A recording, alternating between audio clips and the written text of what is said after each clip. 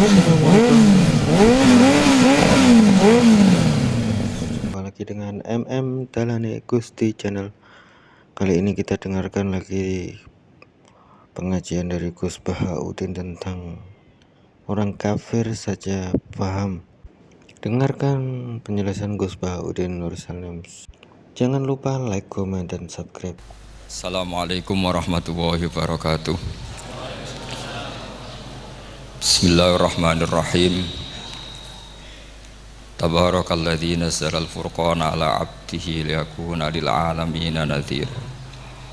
Allahumma shalli wa sallim ala sayyidina Muhammad wa ala alihi wa sahbihi wa barik wa sallim asma'in. Amma ba'du. Ingkang kula hormati Kiai Haji Abdul Hanan wa ahli baiti, sedanten kanca-kanca santri peminat ilmu tafsir dan ilmu hadis ingkang kula hormati. Berbicara tentang ilmu tafsir, ada beberapa ulama yang menghindari kata tafsir karena makna tafsir itu memaknai atau menduga apa yang dikehendaki Allah. Tentu itu sulit. Satu, bahwa faktanya kita sudah tidak bisa komunikasi dengan Allah karena tidak ada wahyu lagi. Sehingga dari kehati-hatian ini pernah suatu saat Abu Bakar ditanya, ma makna abban fi qaulihi ta'ala wa faqihatan wa abba. Beliau menjawab, saya tidak lagi pantas hidup di atas bumi di bawah naungan langit jika saya mengatakan naqulu fil Quran, jika saya harus berpendapat tentang Quran apa yang tidak saya ketahui. Itu kehati-hatian yang dilakukan Sayyidina Abi Bakrin As-Siddiq. Tapi teori ini berbanding paradok, berbanding ekstrim ketika bahwa Quran itu diturunkan itu sebagai hudan, sebagai petunjuk, kedua sebagai bayanan, sebagai penjelas. Dan ini yang saya yakini, kalau sebagai penjelas, Quran itu harus jelas sekali dan bisa menjelaskan.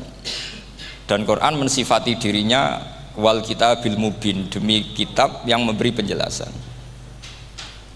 Sehingga dari sudut ini orang kafir pun mungkin memahami Quran. Dan menurut saya orang kafir pun bisa paham Quran. Kalau Ahok itu melintir Quran, tidak memahami Quran, paham? Senok harganya itu melintir Quran tapi tidak memahami Quran. Tapi bahwa Quran itu bisa difahami orang kafir itu ya. Logikanya gampang begini, kata Imam Syafi'i dalam kitab Ar-Risalah. Ketika Quran turun, itu pendengarnya itu udah ada yang muslim, belum ada santri Kewagian, nggak ada santri Lirboyo, udah ada santri Sarang. Pendengarnya itu non muslim. Nah ini sampai angen-angen, ketika Quran turun tuh pendengarnya muslim atau non muslim? Non muslim. Andai kan Quran itu turun tidak difahami orang kafir, maka lalu objeknya siapa, sasarannya siapa? Lah sebab itu akan aneh kalau kita yang mondok, misalnya ngaji Edkon, ngaji Alfiyah, ngaji Ulumul Quran, apa saja, kemudian Anda tidak paham Quran, padahal orang kafir saja bisa paham. Nah ini tantangan bagi kita. Sing kafir wae iso paham Quran, masa kita santri tidak paham Quran. Makanya begini, di antara awal-awal periode Makkiyah ada surat disebut Qul ya ayyuhal kafirun. Katakan Muhammad ya ayyuhal kafirun. Karena mukhotabnya atau lawan dialeknya Nabi adalah orang-orang apa? Kafir.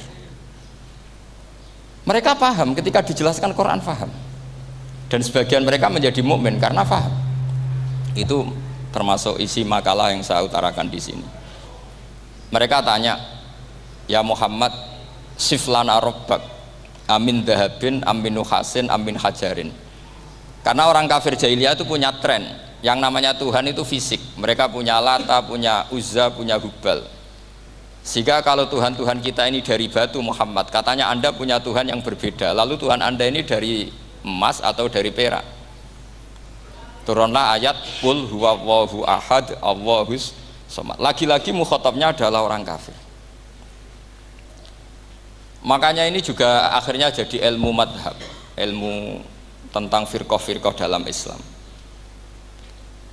bahwa kesalahan terbesar orang Khawarij sebagaimana yang dikutip Imam Bukhari, nanti sama cari di juz 4 atau di juz 3, pokoknya di bab babu qitalil Khawarij, karena Imam Bukhari punya adat diulang-ulang.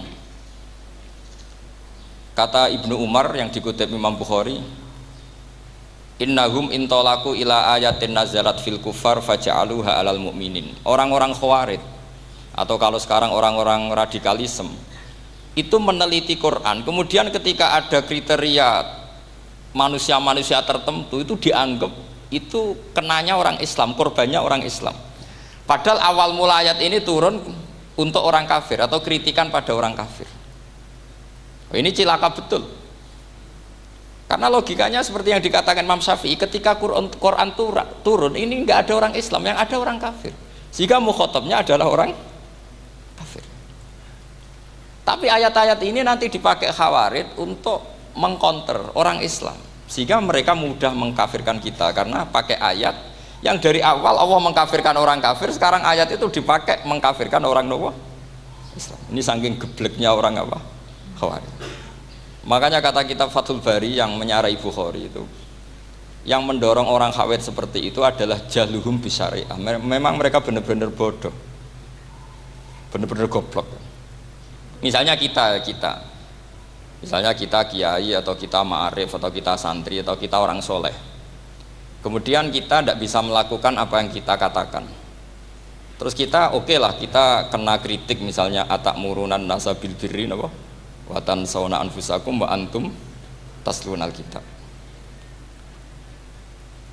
Terus kita katanya bisa ngomong tapi tidak bisa melakukan, terus dikritik dengan ayat itu mestinya tidak tepat. Karena itu asbabun nuzulnya adalah orang-orang Yahudi, karena tahu bahwa sifat Rasulullah itu ada di Taurat, mereka menyuruh keluarganya itu masuk Islam, tapi mereka sendiri tidak mau Islam. Kemudian turunlah ayat atakmurunan nasa bil birri wa tansawna anfusakum wa antum taslunal kitab afala ta'qilun.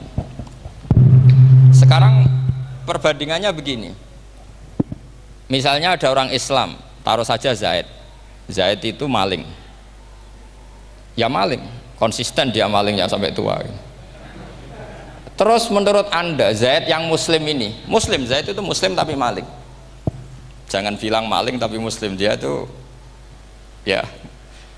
Kemudian Zaid bilang ke anaknya, "Cung, kowe aja dadi maling, dadi santri sing soleh, sing maling bapak tok." Ndak, ini menurut analisis usul fikih, ngomongnya Zaid itu benar apa salah? Benar kan? Nasihatnya ya benar, ngomongnya juga benar. Kamu tidak bisa ngeritik Zaid, kamu bisa ngomong tapi tidak bisa melakukan, tidak bisa.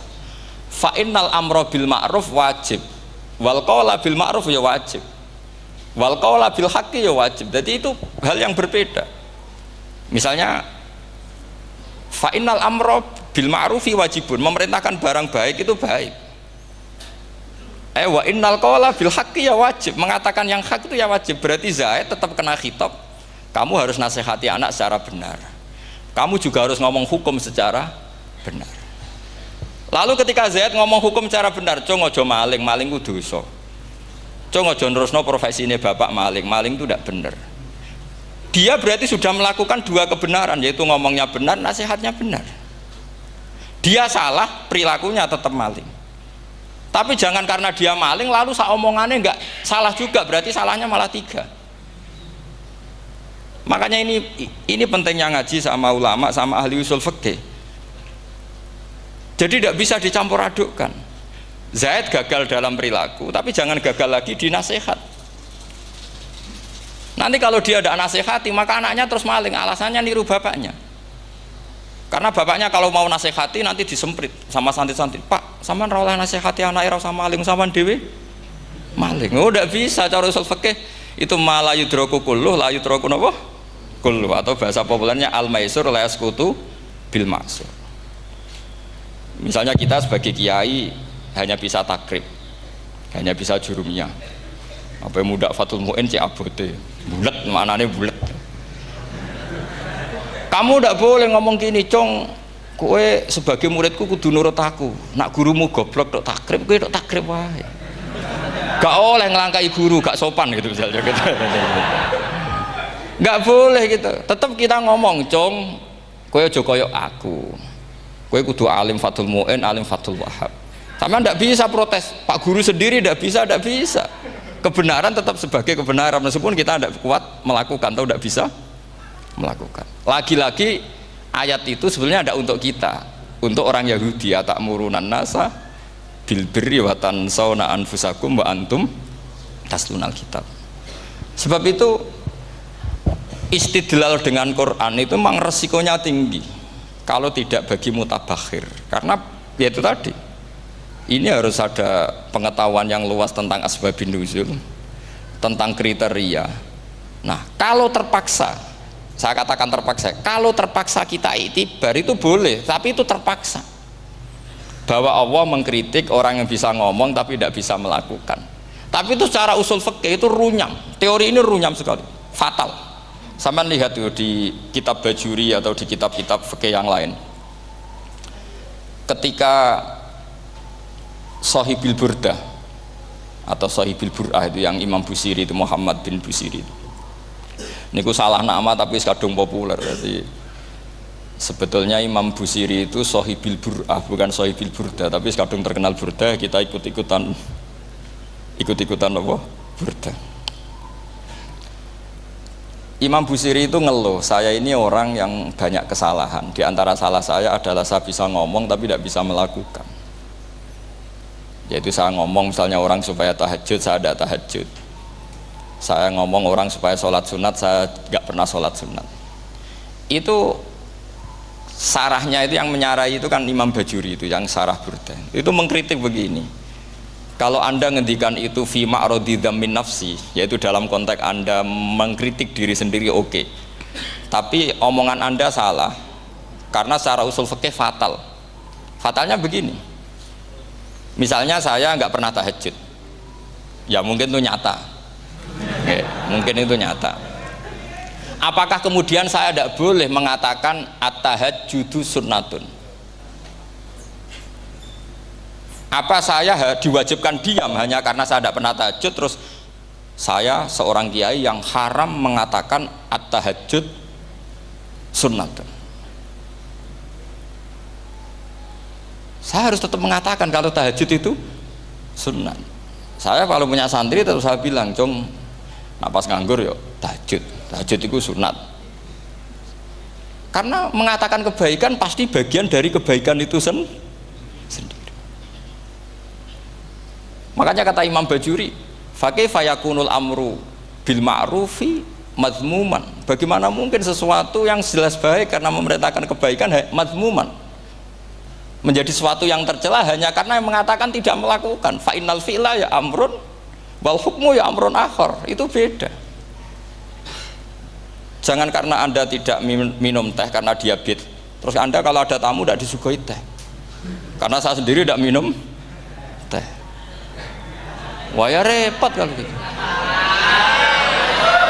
Nah itu lagi-lagi tadi orang Khawarij salah ketika mengartikan ayat yang harusnya objek kritiknya itu orang kafir, kemudian karena Quran lama sekali dibaca orang Islam sampai orang itu lupa kalau Quran awalnya turun diantaranya adalah membenahi akidahnya orang kafir, sehingga korbannya orang Islam.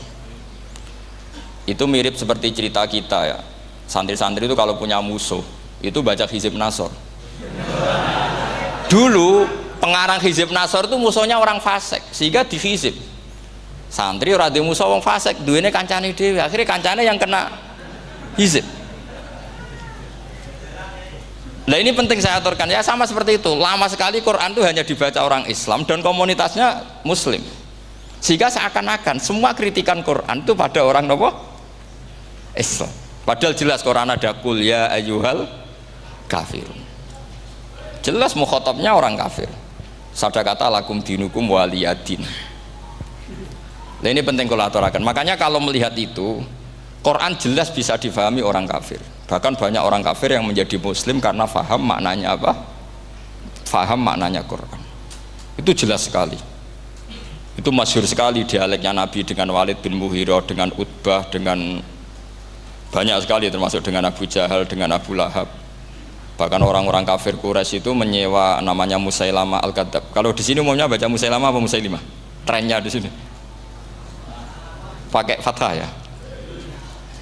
Oh, itu entah ya, nggak tahu saya yang masalah yang mana itu kan, karena memang kalau dalam ilmu riwayat itu sekali salah baca itu kasus betul, kayak Sa'id bin Musayyab atau Sa'id bin Musayyib itu ketika beliau sugeng itu kalau dipanggil Sa'id bin Musayyab itu marah besar, karena maknanya Sa'id al-Musayyab itu yang ditawan. Makanya beliau bilang sayyabatni Irak wa anal Musayyib. Orang Irak mengatakan saya ini ditawan, sebenarnya saya yang menawan mereka. Tapi al-masyhur itu dibaca Sa'id bin Musayyab, padahal dia tidak mau dipanggil Sa'id bin Musayyab, Sa'id bin Musayyab. Karena nama ini penting. Pentingnya begini, ini kata Rasulullah kalau sedang guyon, kata Nabi, mbok kamu itu sekali-kali mikir, kenapa saya ini diberi nama Allah Muhammad, katanya. Ini hadis sahih di Bukhari, ada di Kitabul Adab, banyak lah tag ini. Kenapa ya Rasulullah? Allah itu senang bingung wong kafir, kata Rasulullah. Karena Abu Jahal kalau manggil saya jadi bingung. Itu kalau orang Arab kan pasti tahu maknanya. Muhammad maknanya orang yang terpuji. Sehingga kalau Abu Lahab ngomong itu jadi paradok. Hei orang yang terpuji, kamu bohong. Kan jadi aneh. Ya Muhammad kadzabta, hei Muhammad kamu bohong. Kalau diterjemahkan hei orang terpuji, kamu bohong. Itu akhirnya sahabat tertawa-tawa. Karena cek pinter deh pangeran milih nama kamu ya Rasulullah, karena ini bingungkan musuh gitu. Makanya kalau kamu udah anak kiai, itu anak kamu panggil, namakan saja Agus, pasti satu pondok manggil Gus semua. Itu aman itu. Oh itu mbok yang nggak seneng tetap panggil Gus. Karena kalau untuk Gus putra kiai kan butuh di bapak kiai, kan bapak ayus kadung ra kiai itu kan, itu ada triknya, yaitu anaknya dinamain Agus. Nah itu Rasulullah itu sudah dipilih sedemikian rupa oleh Allah, perilakunya benar, ahwalnya benar, sak namanya juga benar.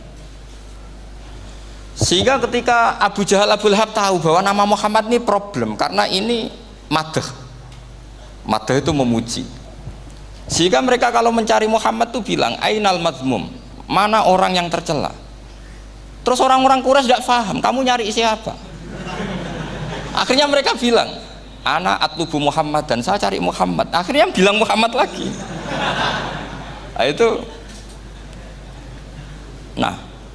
Quran juga main di ranah nama, sehingga Abu Jahal itu namanya kan Abul Hakam. Orang Islam dari awal memanggil Abu Jahal, karena kalau sampai kita manggil Abul Hakam kita akan mengalami paradok, ya Abul Hakam, hei bapak dari semua kebijakan, kamu begini, kan kacau. Makanya itu dari sini orang nggak boleh salah apa? Salah nama.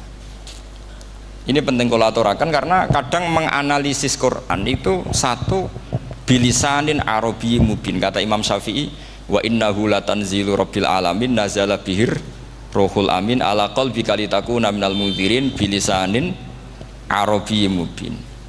Di antara, kata Imam Syafi'i ini, di antara aturan pokok memahami Quran adalah dia malian bil arabiyah, dia sangat-sangat menguasai bahasa Arab. Itu masyhur dalam dialek Imam Syafi'i ini.